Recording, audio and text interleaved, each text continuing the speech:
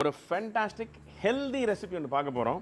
உலகத்தில் வந்து high protein and நிறைய நல்ல விஷயங்கள் இருக்கிறது வந்து நம்ம அதிகமாக நம்ம ஃபுட்டில் சேர்த்துக்கிறது இல்லை.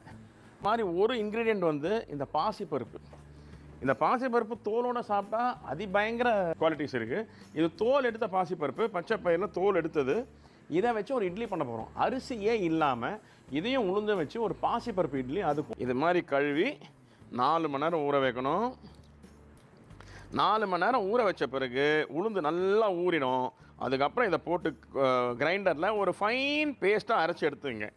அரைச்சி எடுத்து உப்பு போட்டு மிக்ஸ் பண்ணி ஓவர் நைட், அதாவது ராத்திரி 8 மணி நேரம் இதை புளிக்க. உப்பு போட்டு புளிச்சு இட்லி ஊற்றுற மாதிரி இந்த ஸ்டீமரில் இறக்கிடுங்க.